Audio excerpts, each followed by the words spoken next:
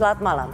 Sejak Senin lalu, Indonesia dihebohkan dengan adanya kasus predator seks yang dianggap sebagai kasus terbesar dalam sejarah Inggris.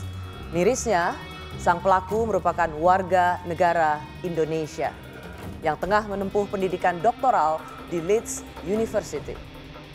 Inilah Rosie, Reinhardt, predator seksual gemparkan Inggris.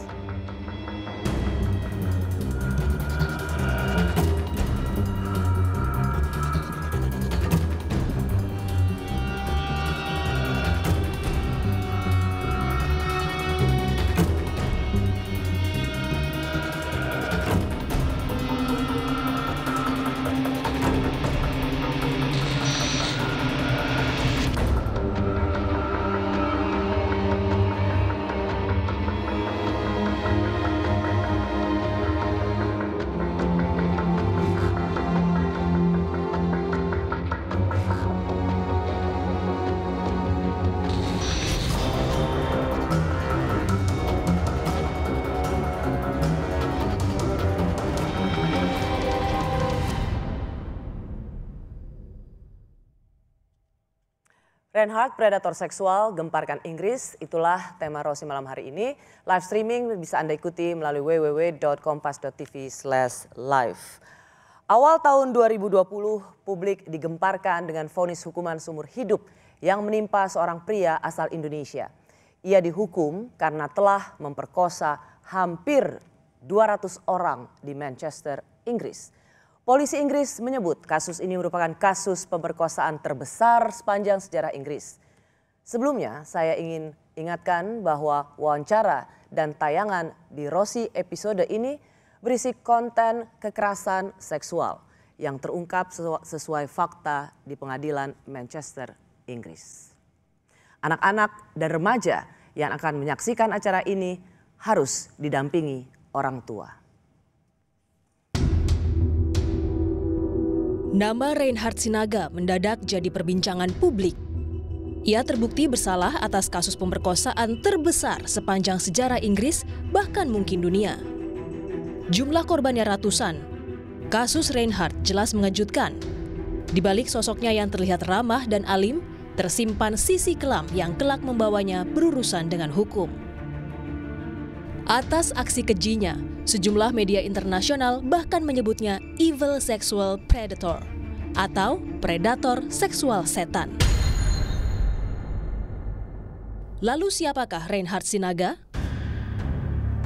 Pria kelahiran Jambi 19 Februari 1983 ini merupakan lulusan jurusan arsitektur Universitas Indonesia tahun 2006. Usai menamatkan pendidikan sarjana, ia lantas terbang ke Inggris pada tahun 2007 untuk melanjutkan jenjang master. Reinhardt pun mengantongi 2 gelar magister dalam bidang sosiologi di Manchester, Inggris. Merasa menjadi mahasiswa adalah kunci agar bisa terus menetap di Inggris, Reinhardt pun melanjutkan jenjang S3 di Leeds University pada tahun 2012. Hingga kasusnya terkuak dan divonis oleh pengadilan, Reinhardt belum berhasil merampungkan program doktoralnya dalam bidang human geography. Tak cuma cerdas, Reinhardt dikenal sebagai pribadi yang ceria dan murah senyum. Dalam surat kepada Majelis Hakim Pengadilan Manchester, keluarga menyebut sosok Reinhardt sebagai anak yang baik dan rajin beribadah. Sejak 2011, Reinhardt tinggal di sebuah apartemen di pusat kota Manchester. Lokasinya dekat dengan kawasan hiburan malam dan gay village. Kamar inilah yang menjadi saksi bisu bagaimana Reinhardt memerkosa para korbannya. Beberapa di antaranya bahkan diperkosa berulang kali. Lantas, bagaimana aksi keji Reinhardt akhirnya terungkap? Aksi kekerasan seksual Reinhardt terkuak sekitar 2,5 tahun lalu, tepatnya 2 Juni 2017. Saat itu, seorang pemuda terbangun saat Reinhardt sedang berusaha memerkosanya. Korban melawan, perkelahian pun terjadi. Pria tersebut memukul Reinhardt, mengambil ponsel miliknya dan kemudian menelepon polisi. Polisi yang menerima laporan segera datang.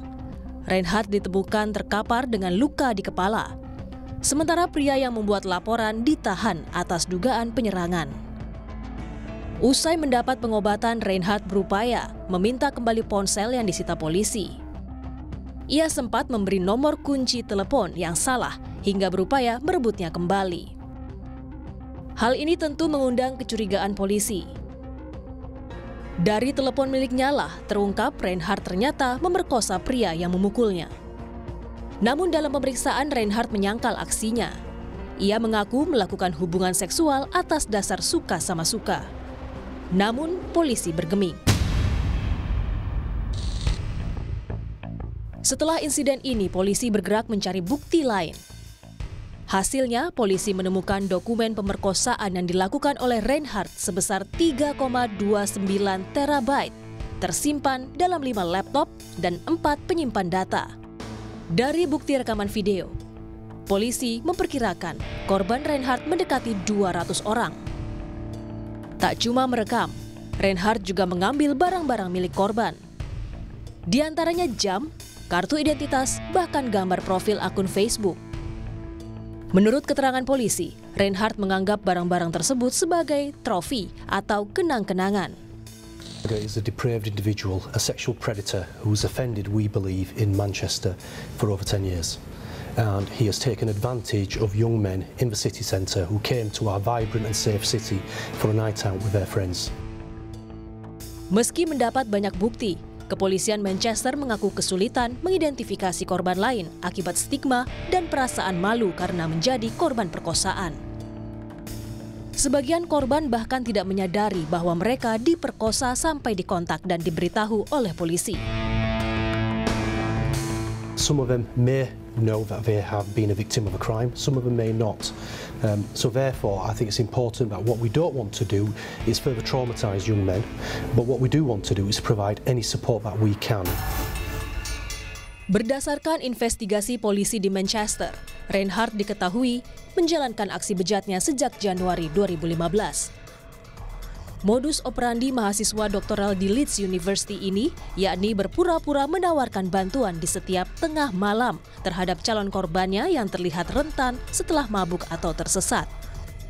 Reinhardt kerap menawarkan calon korban untuk menumpang di flat miliknya, sekedar minum atau menumpang isi baterai ponsel mereka. Kamera pengawas ini merekam detik-detik saat Reinhardt mencari mangsa hampir di setiap malam.